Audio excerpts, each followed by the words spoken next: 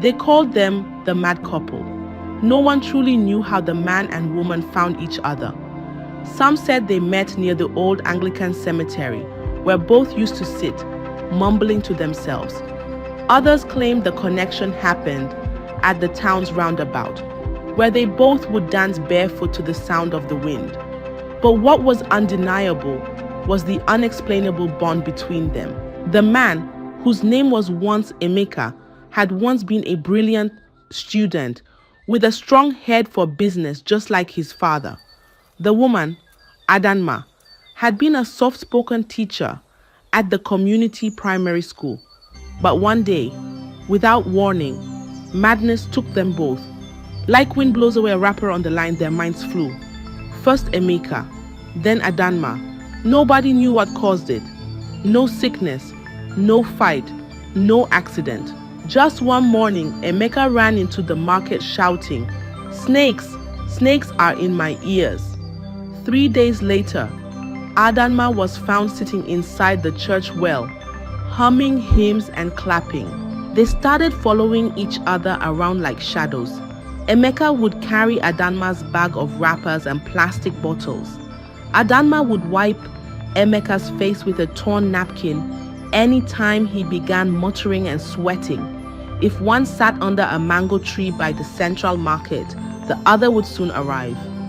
They walked hand in hand, laughed together, and sometimes even argued like regular couples. They talked like they still had sense. They laughed like only the two of them understood the joke. They argued sometimes. "Give me my wrapper," Adanma would shout. "You don't respect me," Emeka would shout back. Then after some minutes, they would hold hands again and sing songs nobody knew. The townspeople, after initially mocking, grew strangely fond of them. They would drop food nearby, leave water for them in bowls, and even chase off rowdy strangers who dared to insult them. "They're crazy, but they have each other," said Mama Nkechi, the owner of the food stall. Nobody dared to separate them. It would be like separating the moon from the night. Years passed, and one morning, something incredible happened. Adanma began to show signs of pregnancy. Her belly swelled, and her laughter became softer, slower. The town was thrown into confusion. Who had gotten the madwoman pregnant? Some suspected a passing driver or an evil person taking advantage. But when the time came, nobody could guess what would happen next. It was a quiet evening. The sky was orange. The birds were flying low. Adanma was sitting by the stream, humming a song only she understood.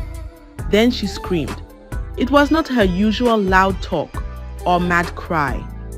It was a different scream, one that broke the air like thunder. Women ran from their stalls. Men came out of their shops. Children peeked from behind trees. Emeka was already beside her, holding her hand. "Push," he whispered. "Push, my queen. Bring our child." Adanma pushed. She screamed. She bit her lips. She held onto Emeka's arm like it was the only thing keeping her alive. Then, with one final shout, the baby came out, crying, wet, alive. A woman from the crowd stepped forward. She washed the baby with water from the stream. She wrapped her with her own scarf. The town stood still. Even the air stopped moving. People leaned closer. The baby opened her eyes. Someone gasped. "She has Emeka's eyes," they whispered. Another said, "Look at the dimples, just like Emeka. Even her forehead folds when she frowns," one man added.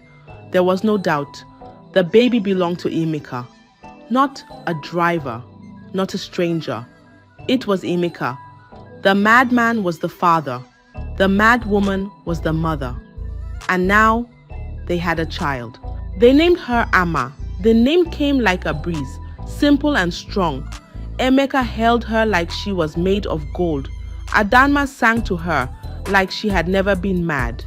The town said nothing. No one laughed. No one joked. Because this was not just madness anymore. This was a miracle. The town was not quiet anymore. From morning till night, people talked. At the market, by the stream, under the mango tree, voices rose like smoke from firewood. How can mad people raise a child? She will grow up eating sand and sleeping under bridges. This baby needs help. She's too precious to be left with them. So the elders called a meeting. They sat in a circle under the big tree in front of the palace. Gray beards, wrinkled faces, heavy thoughts. One elder cleared his throat. "Should we take the baby away?" he asked. Another scratched his head. "Can mad people really raise a baby?" They argued for hours. Some said yes, some said no. But before they could decide, Emeka walked in. No shirt, dust on his face. He held a long stick. His eyes were fire. Adama followed behind him. Her wrapper was old but tied tightly around her chest. Inside her arms, baby Ama slept, wrapped in faded cloth. Emeka didn't greet. He didn't bow. He just stood there and shouted, "Touch her and see what happens." The elders froze. Emeka raised his stick. His hands shook, but his eyes were steady. "I may be mad," he said, "but I am her father." Adama held Ama tighter, like the baby was made of glass. "She is our child," she whispered. "Ours." The wind blew. A leaf fell. Nobody spoke. Then Mama Nkechi, the food seller, stepped forward from the crowd. She held a small basin of food. She placed it gently near Adama. "I brought yam porridge," she said, "for the baby." Another woman dropped a wrapper. A young boy brought a tin of milk. One by one, they all followed. Water, soap, tiny shoes, a cup, a blanket. No one said anything else. The elders looked at one another. Then the oldest one nodded slowly. "Let them be," he said, "but let us watch from far." And so the matter ended. The town didn't take Ama away, but they didn't turn away either. From that day, something changed. Everywhere Emeka and Adama went, people watched. When the baby cried, someone always came with food. When rain fell, someone ran with a cover. When cold came, someone dropped warm clothes beside their mat. They never spoke to the couple directly, but they always left something behind. Ama began to grow. Her fingers were strong, her eyes were sharp. Her smile lit up the road like a full moon. People said, "She is not like them. She is a seed growing in cracked soil." The town of Umudike became her second mother. They didn't hold her in their arms, but they held her in their hearts. Ama was not like her parents. From a young age, she was sharp, observant, and stubborn. Every morning, she left her parents under the mango tree and walked to the school fence. Not inside, just outside. She would stand by the window, her head tilted, her hands behind her back. The other children sat inside, writing with pencils and singing the alphabet. Ama stood there, still as a statue, eyes wide, ears open. She came every day. Sometimes it rained. She still came. Sometimes the sun burned like pepper. She still came. One morning, a teacher noticed her. It was Teacher BC, the one with soft eyes and short hair. She paused during class, looked out the window and said, "That girl is always standing there. Who is she?" A pupil raised his hand. "She's Ama, the mad couple's daughter." The teacher watched Ama closely. Even from outside, she could see her lips moving softly. Ama was repeating what the class was saying. That day after school, Teacher Busy met the headmaster. "Sir, there's a girl outside our window. She listens every day. She wants to learn." The headmaster was old and strict. He frowned. "You mean that child from the Madman and Madwoman?" "Yes, sir, but she's different." She wears rags, he said. She has no shoes, he added. She has a mind, the teacher replied. The next morning, Amma stood at the window again, just like always. This time, Teacher Bisi came outside. She held her hand gently and said, "Come in, Amma. Come and sit." Amma looked up. Her lips trembled. "Me?" she asked. "Yes, you," the teacher smiled. "You want to learn, don't you?" Amma nodded slowly, so she followed the teacher inside. The children stared. Some laughed. One boy whispered, "She smells like the gutter." But Amma didn't mind. She sat at the front. No shoes. Clothes torn at the sleeve. But her eyes were bright. Her hands held the chalk like they were born for it. The teacher asked, "What is 2 plus 2? Amma raised her hand. 4, she said. "Correct." "What is the first letter in banana?" Amma raised her hand. "B," she said. "Correct again." Every day she came early. Every day she sat in the front, even when the other children teased her, even when her stomach growled with hunger. The headmaster watched from his office window. One afternoon, he came to the classroom. He stood behind and watched Amma. Her hand was in the air again. She answered every question. She even helped the boy beside her. Later, the headmaster said to Teacher Bisi, "This one is different." Teacher Bisi smiled. "She is a star covered in dust, sir." And from that day, Amma became a real pupil. No more windows, no more watching from outside. She now sat with the others. She had no books, but her mind was full. She had no shoes, but her feet carried her far. Amma's mind was like fire. It never slept. She read everything, she asked everything. She learned fast, like her brain drank knowledge, the way dry soil drinks rain.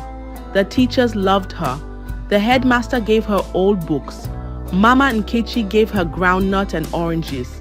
Even the town tailor sewed her a clean uniform one day, saying, "Let our star shine well." Then, one quiet morning, something big happened. The school called her name during morning assembly. Everyone gathered. The headmaster cleared his throat. "Amma has been given a scholarship," he said, "to go to secondary school in the city." Gasps flew like birds in the air. The pupils clapped. The teachers smiled. Amma stood still, her eyes wide. She had never left Umudike before, never seen a tall building, never entered a big bus. But now, her journey was beginning. That evening, she ran to her parents under the mango tree. She held the paper with both hands. "Papa, Mama, I got it."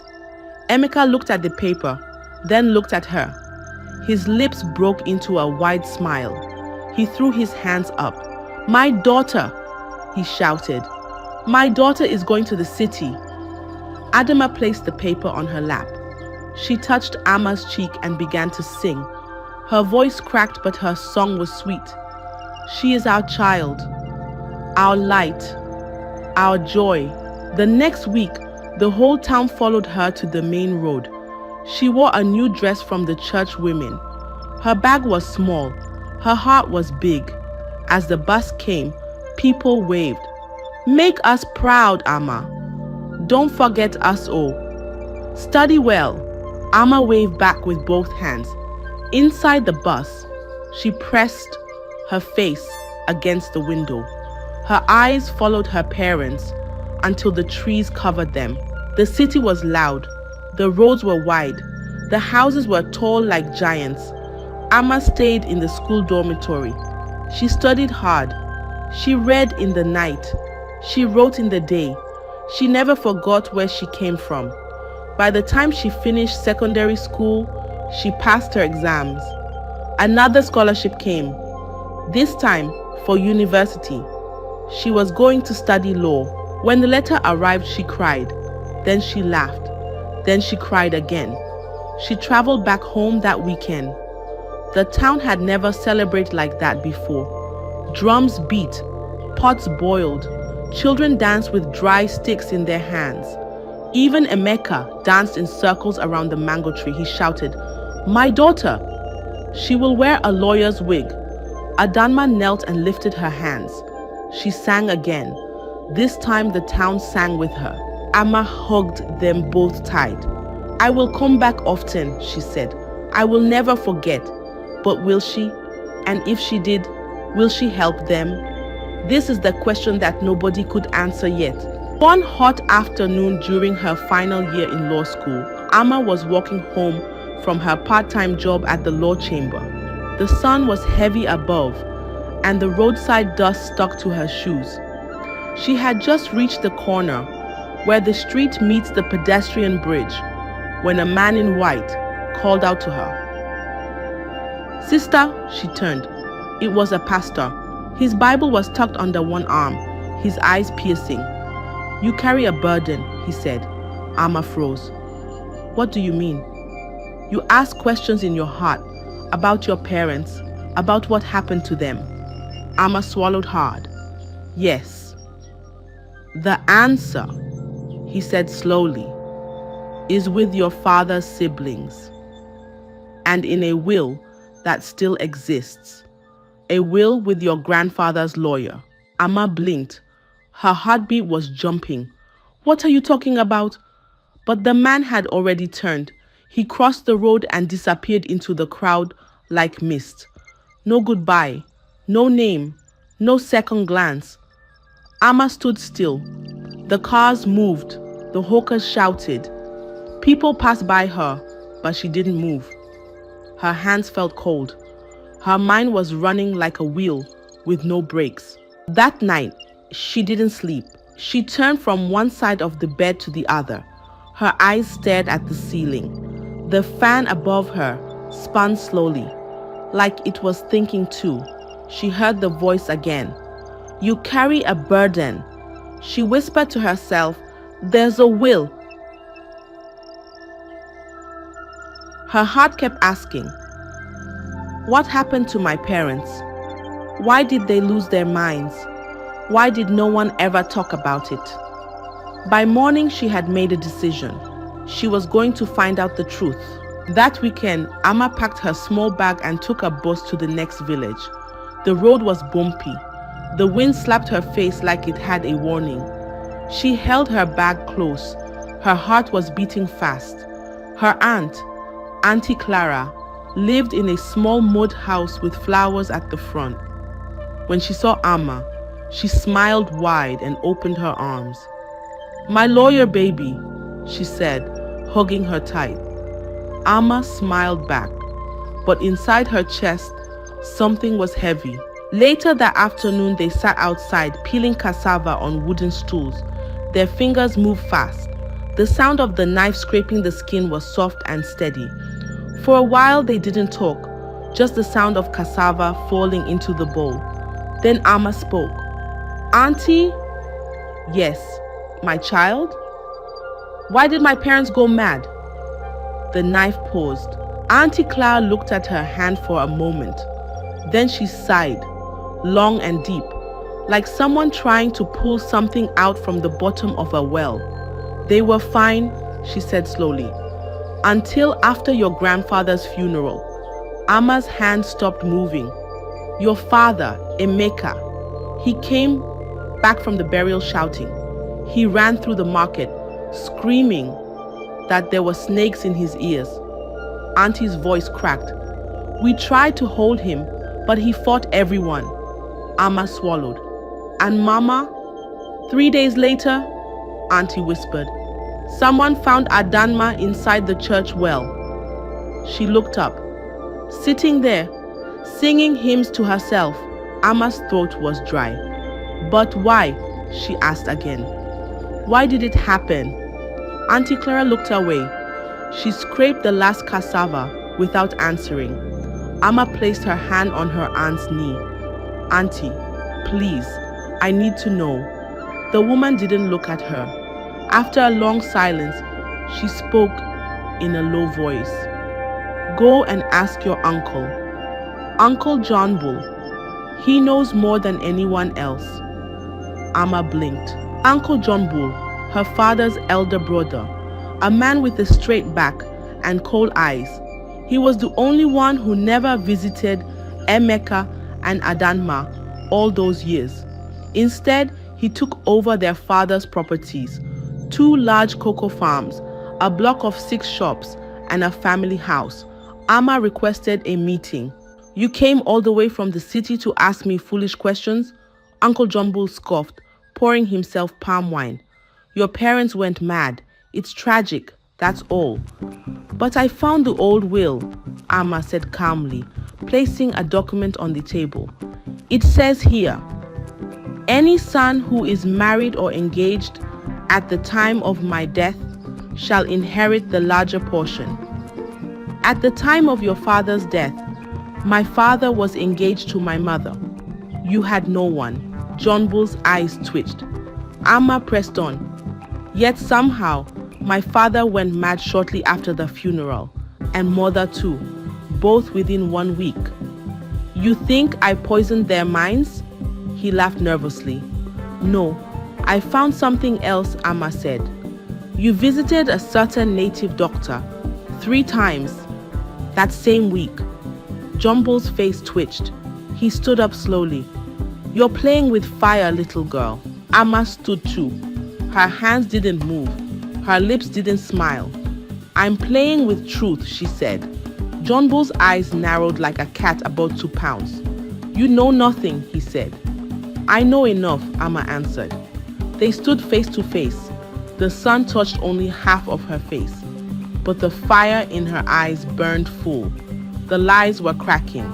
The past was waking. And Uncle John Bull had just felt his secrets begin to slip. Long before the madness, before the will, before the secrets, Uncle John Bull had once tried to love. The first was Chika. She was smart. Her voice was sharp. She dressed neat. She walked like she owned the road. John Bull liked her. He bought her groundnut. He followed her from market to home. Then one day he said, "Chika, I want you to be my wife." Chika smiled. "Let's see how it goes." But John Bull came with rules. "Don't talk to any man that is not your relative. Come home before 6. Stop wearing trousers." Chika blinked. "You are not my father," she said. "You're not even my husband yet." He frowned.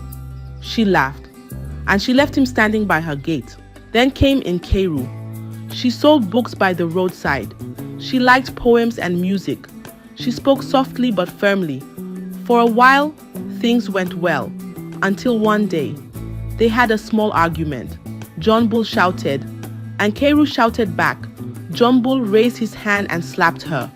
That night, her brothers came, 3 of them, tall, angry, quiet. They beat him, left him lying behind his own house. He didn't walk straight for 3 days. Then came Ifunanya, a widow. She was calm, she was kind. She was everything quiet. They talked, they shared food. She even prayed with him once. But still, John Bull wasn't happy. "She is too strong," he muttered one night. "She doesn't cry, she doesn't beg, she doesn't need me." So he left her. He didn't explain, he just walked away. After that, he stopped trying. "No woman is good," he said to himself. "They're too loud, too bold, too free." He stayed alone, cold, silent, angry. Then the will came. His father died, and the will said, "The son who is married or engaged shall receive the greater portion." John Bull had no wife, no fiancé, no love. But Emeka did. He was engaged to Adanma, the sweet teacher, the one with laughter in her eyes.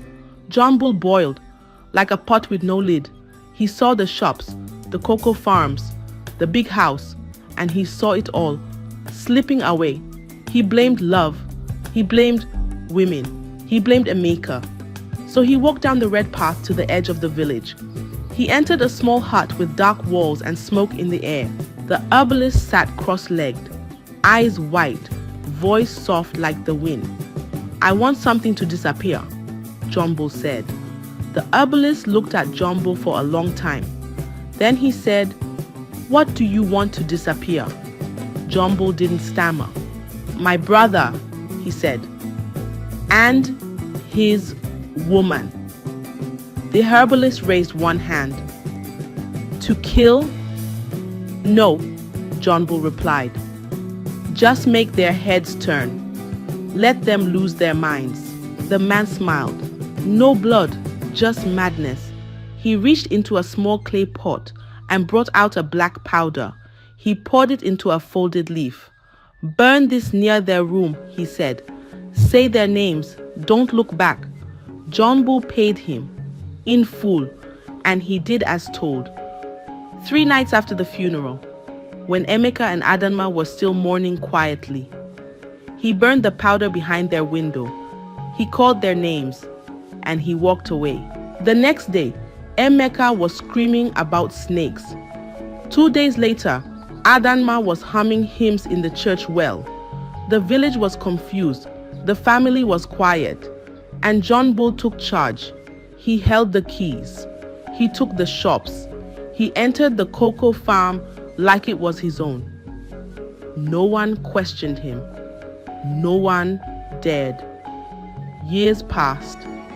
The madness stayed. And the land stayed in his hands. But now, the secret had cracked open. Amma walked straight to the herbalist's hut. She had come alone, with nothing but the truth in her chest. The old man was now thin and gray. His voice was slower.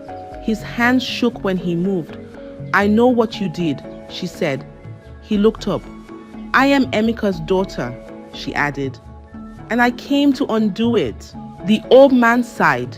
He leaned back and closed his eyes. "Yes," he whispered. "I remember your father and your mother. They were not my enemies, but your uncle paid well." Amma's lips trembled. Her eyes were wet. "You ruined 2 lives," she said. "You broke a family." The herbalist nodded slowly. "And now you want to fix it?" "Yes," Amma replied. "Even if it's too late for the land, I want their minds back." The herbalist didn't ask for money. He didn't ask for thanks.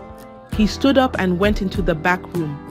He came out with dry leaves, a small bottle, and 2 white stones.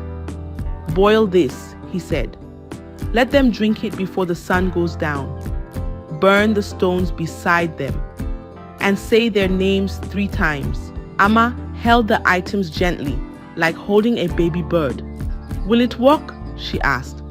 "If their souls are still near," the herbalist said, "then yes, it will call them back."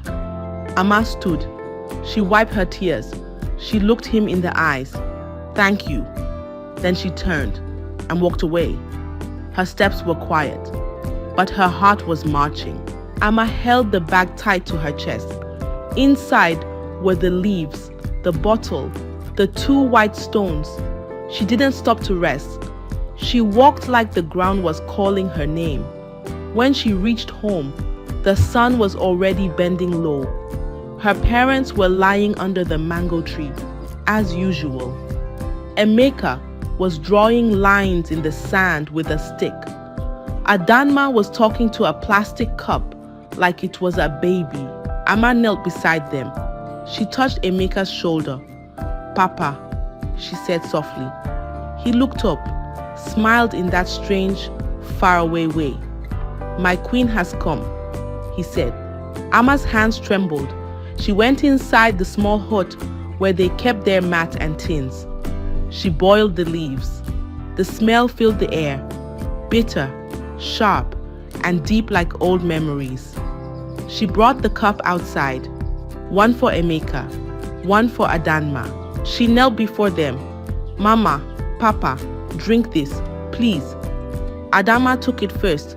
She sniffed it, then sipped slowly. Emeka followed, without a word.